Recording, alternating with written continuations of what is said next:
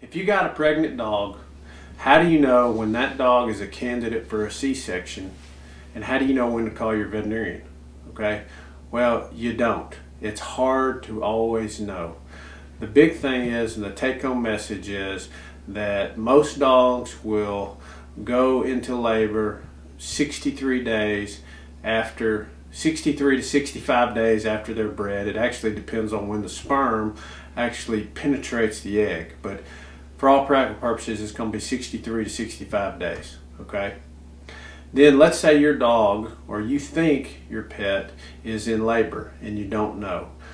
Sometimes they'll have a temperature drop, so if you monitor the temperature around that 62nd to 65th day, you'll notice a temperature drop.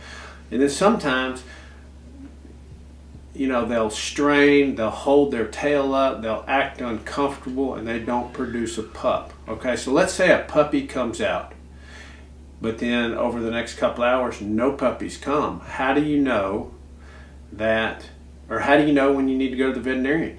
Okay, and I tell people, as a general rule of thumb, if they don't produce a puppy about every 2 hours, hour and a half to 2 hours, then I probably need to look at it and at least do a vaginal and cervical exam, okay, to make sure that cervix is staying dilated and the puppy can move through it, okay.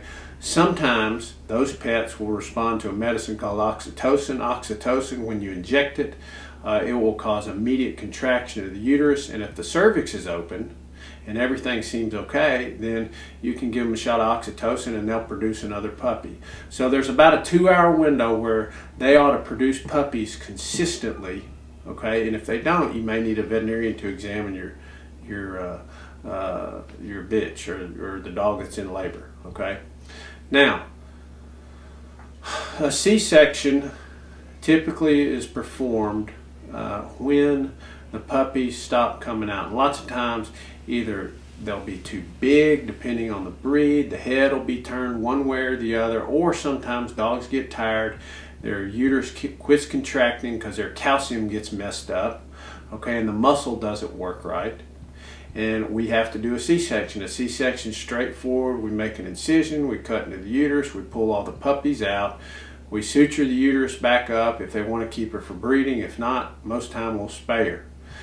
The puppies come out, they're tired, they've been under anesthesia, most of them recover, and we put them on the bitch for nursing.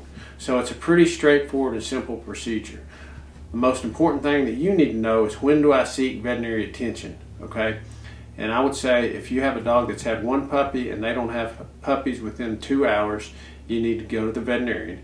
And then if you think your dog looks uncomfortable and has a real drastic behavior change around 63 to 65 days and shows signs of leaking fluid out of her rear end, holding her tail up, or acting really agitated, then lots of times that cervix may not have dilated properly, or there's a puppy that's stuck and you need to be pretty aggressive about getting to your veterinarian. So I hope this video and this discussion helps you know about how dogs act and what to expect during labor and delivery. Smoke, do you like Dr. Smith?